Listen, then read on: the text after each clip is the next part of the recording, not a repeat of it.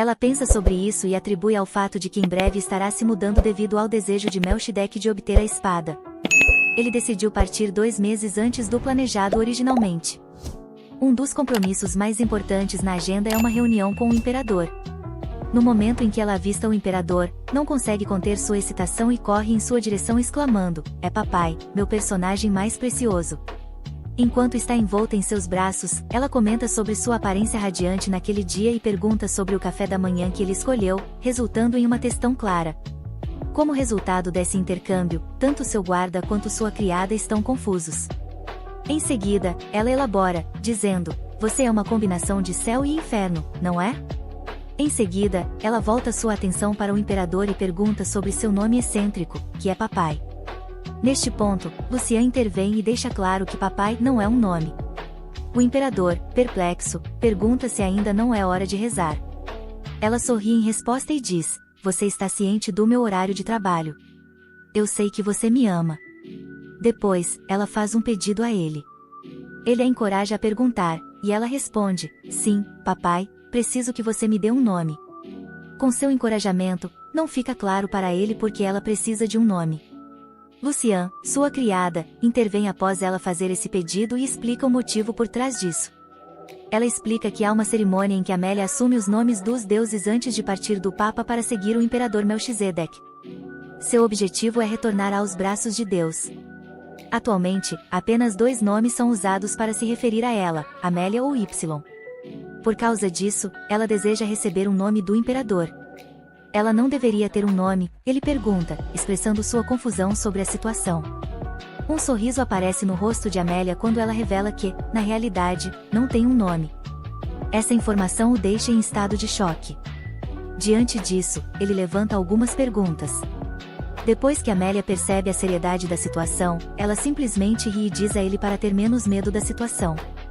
Ela admite que não há como contornar o fato de que Priscila não tem um nome.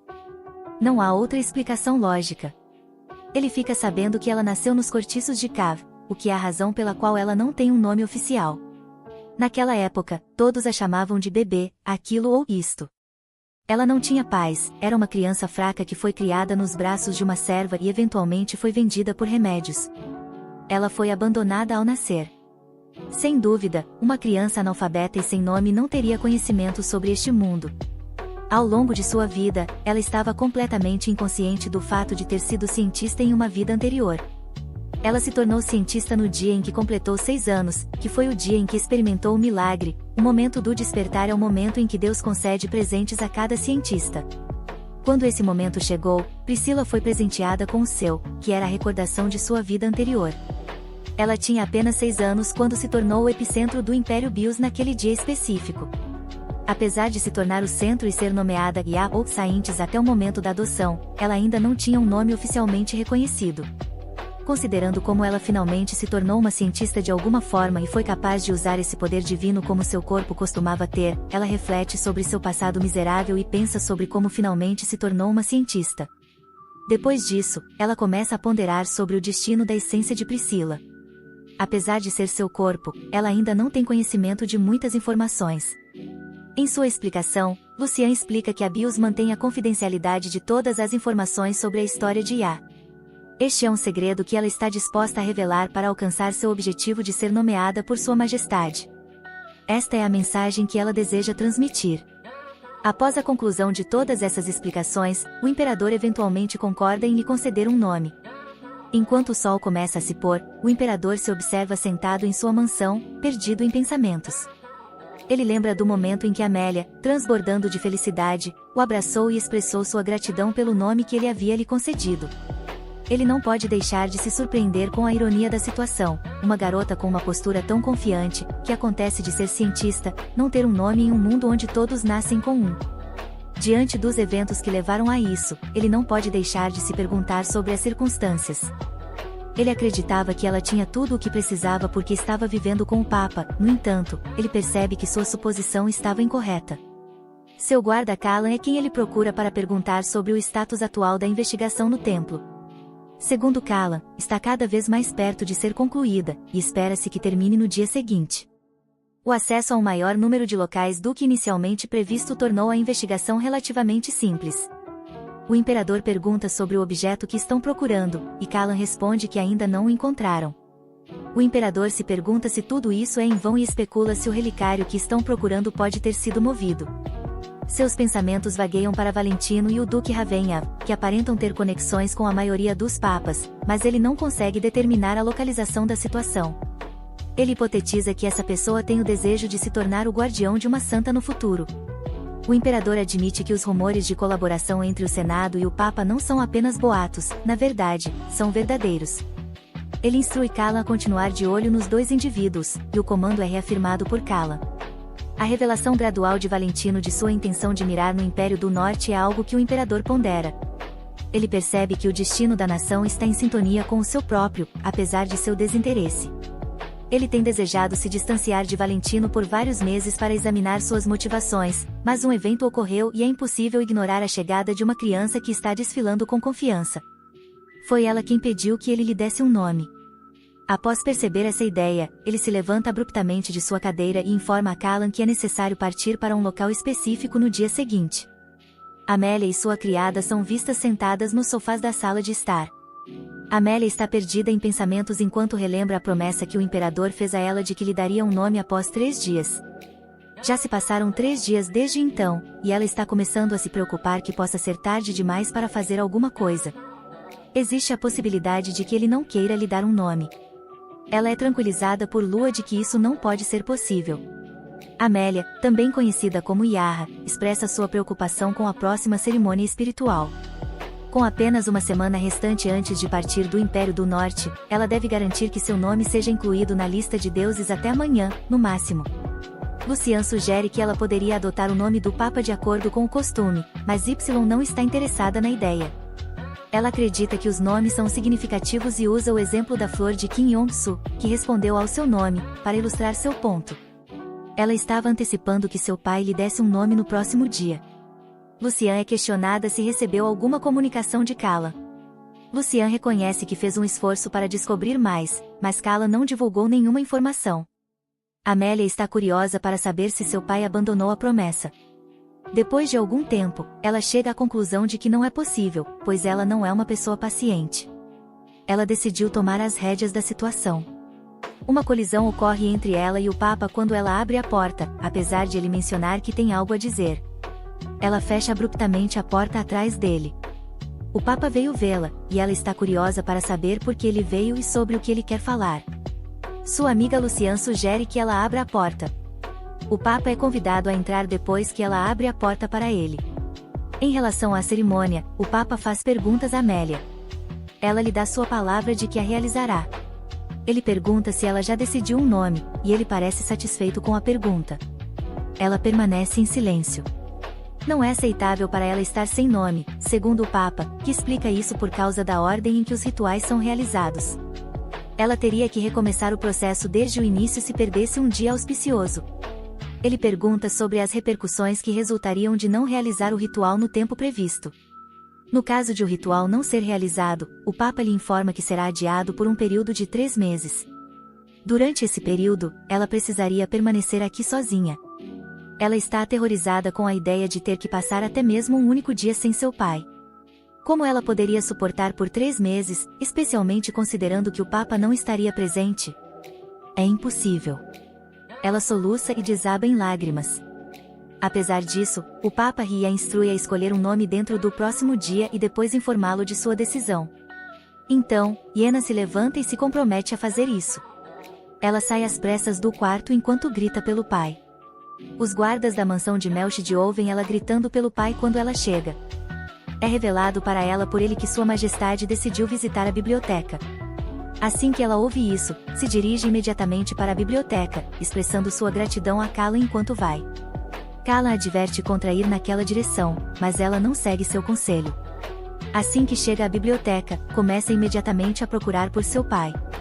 Ela se pergunta se ele gosta de ler livros.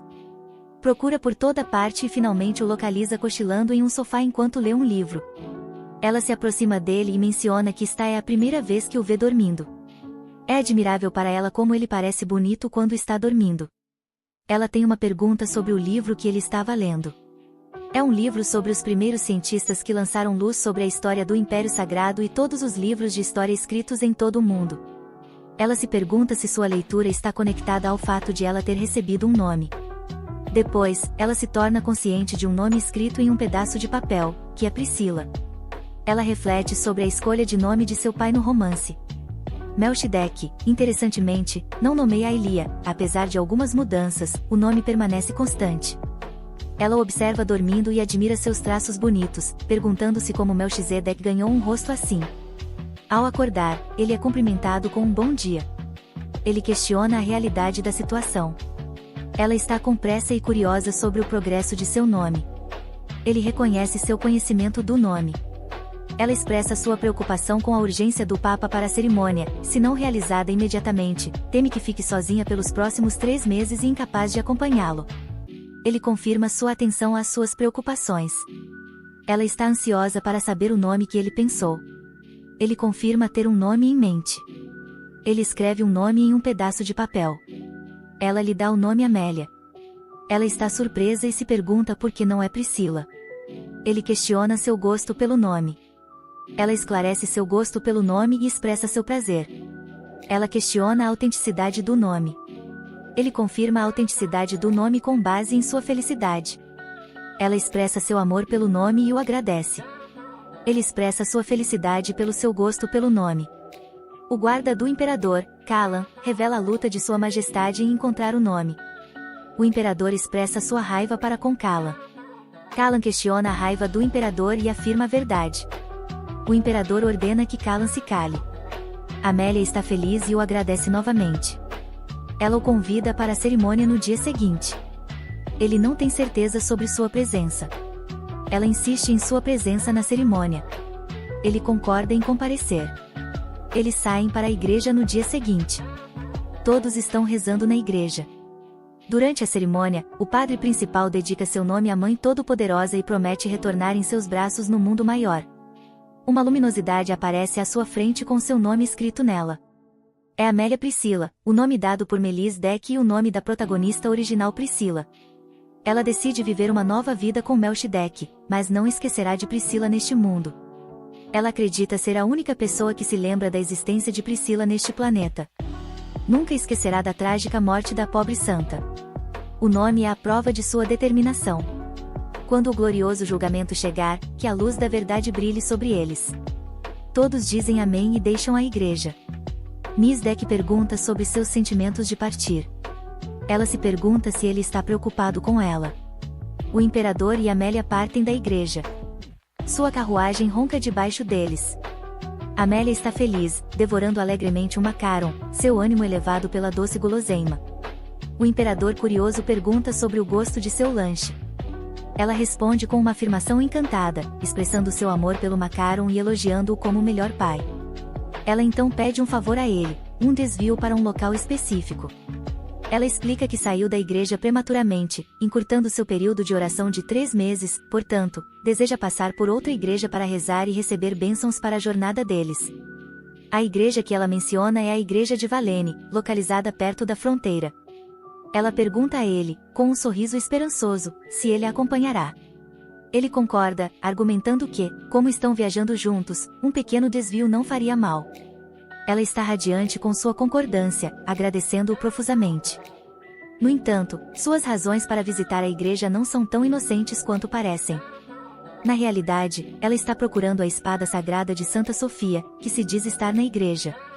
Esta é a mesma igreja onde Ludwig uma vez retirou a espada. Ela sente a responsabilidade de ajudar Ludwig a recuperar a espada, pois acredita que o caos atual é em parte culpa sua. Ela contou essa história ao imperador porque sabia do seu desdém pelas noites sagradas, e não conseguia suportar olhá-lo nos olhos enquanto o enganava. O imperador olha para ela e pergunta se ela realmente o gosta tanto assim. Ela afirma, elogiando-o como o melhor. Depois de uma pausa, ele confessa que é uma pessoa pior do que ela poderia imaginar. No entanto, ela apenas sorri para sua confissão, assegurando-lhe que pessoas verdadeiramente más nunca admitem suas falhas. Ela reflete sobre seu caráter, comparando-o com sua representação na história original. Na história, ele era um vilão, mas agora parece ser apenas uma pessoa normal. Ela espera que ele não se torne um vilão desta vez, mas está incerta sobre o que o futuro reserva para ele. Ela se pergunta como pode evitar que ele se torne um vilão nesta vida, pois deseja passar muito tempo com ele.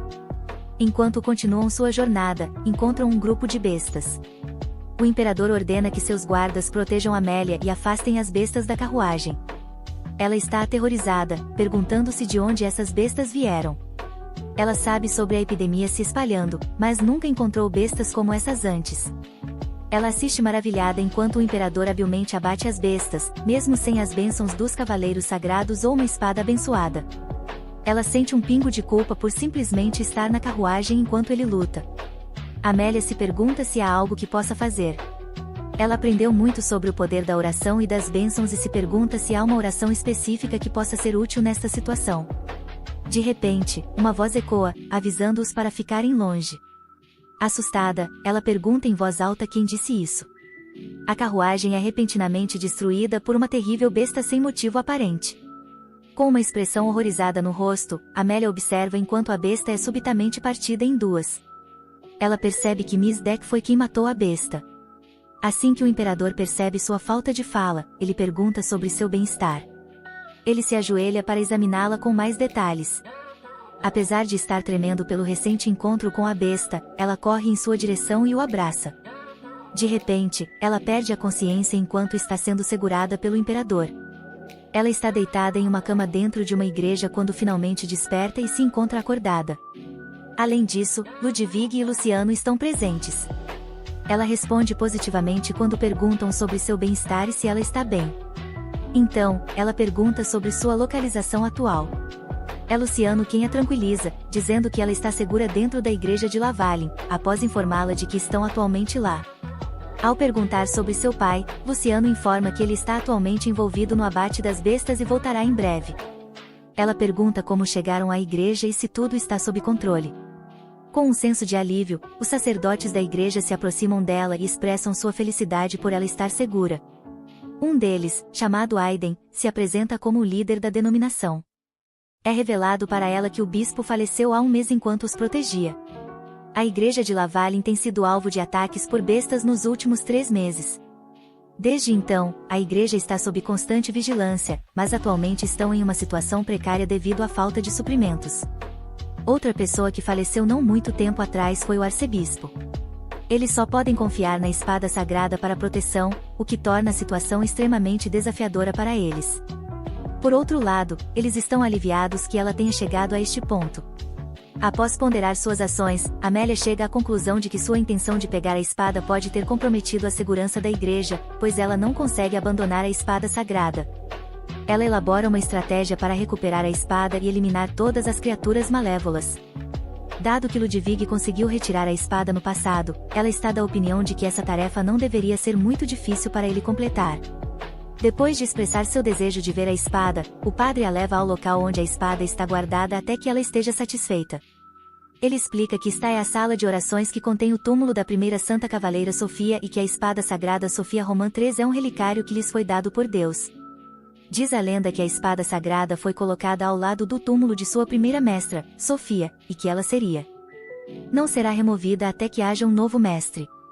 Se seu novo mestre falecer, uma tumba semelhante a esta surgirá mais uma vez. Ela fica surpresa pelo fato de que a espada sagrada é significativamente menos extraordinária do que ela havia antecipado. Ela opina que uma vez que tenha sido retirada, terá uma sensação diferente. Ela pede que Ludwig desenhe a espada para ela, apesar de sua relutância. Ludwig segura a empunhadura da espada e faz um esforço para retirá-la, no entanto, não importa o quanto ele tente, a espada não se move de sua posição. Enquanto Amélia assiste pasma, ela está perplexa com o porquê da espada estar imóvel. Será possível que a espada continue a ficar presa de forma tão determinada? Ludwig está decidido de que não conseguirá ter sucesso, apesar do encorajamento dela para que ele faça o seu melhor. Amélia está perdida em seus pensamentos, questionando a possibilidade da situação. Ela se pergunta por que Ludwig, claramente o mestre da espada sagrada, não consegue desenhá-la. Ela sente como se tivesse perdido algo. Tanto Ludwig quanto Luciano estão a encarando, deixando-a desconfortável. Ela pede um tempo a sós e então começa a falar consigo mesma, tentando descobrir se esqueceu algo, pois, na história original, Louis era o mestre da espada, mas no romance, Ludwig já tinha a espada sagrada quando apareceu. Ele não mencionou como obteve a espada, mas ela pode não se lembrar, já que não se importa realmente.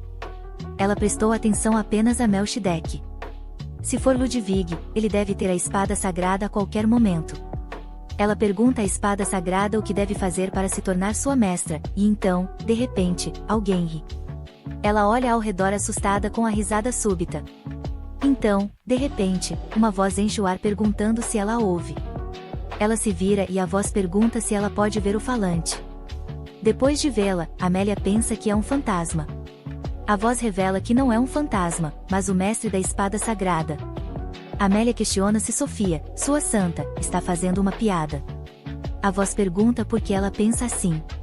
Amélia sugere que os cientistas poderiam se tornar fantasmas e então pergunta se é mentira que eles irão para o céu após a morte. Sofia declara que ela é especial. Amélia questiona se Ludwig não pôde retirar a espada porque estava assombrado. Após ouvir o nome Ludwig, Sofia pergunta quem ele é. Amélia revela que ele é o Santo Cavaleiro e é o mestre da espada sagrada, mas questiona por que ele não conseguiu tirá-la. Sofia sugere que ela está certa de que ele é o mestre, mas questiona porque ela pensa que ele é o dono da luz do luar. Após ouvir essa pergunta, Amélia permanece em silêncio. Sofia pergunta se ela já conhece o futuro. Amélia questiona como ela sabe. Sofia ri e revela que é um segredo, pois é a única pessoa que sabe o que vai acontecer neste mundo. Sofia pergunta o que ela vai fazer. Amélia revela que não tem certeza. Ela não planeja fazer nada grandioso, mas deve agir para conseguir o que quer, como estar aqui agora. Sofia pergunta o que ela quer. Amélia revela que quer ver Melchizedek feliz. Ao contrário da história original, onde Melchi teve um final horrível, ela quer trazer paz e felicidade para ele e, além disso, quer que eles fiquem juntos. Claro, às vezes ela quer chorar. Depois de ouvir tudo isso, Sofia concorda, afirmando que o desejo forte de uma pessoa às vezes pode mudar o mundo. Isso é para o que a existência de uma santa é. Amélia questiona se Sofia não é como a primeira santa cavaleira. Sofia confirma que ela está certa, mas de repente há escuridão ao redor de Amélia. Ela se pergunta por que de repente está escuro. Ela pergunta se Sofia está ouvindo, mas então, de repente, uma pedra brilhante aparece na frente dela.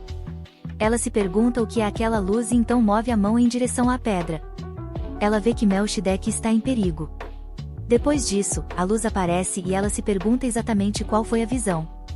Então, ela percebe que está segurando uma espada em sua mão, a espada sagrada da luz do luar. Ela está em uma situação de pânico, porque Ludwig deveria tê-la tirado, então por que está em sua mão? Mas depois de pensar, ela diz a si mesma que não é hora de ter pensamentos vãos. Ela corre em direção a Ludwig e revela que seu pai está em perigo na floresta. Melchizedek está matando as bestas e está pensando em Amélia.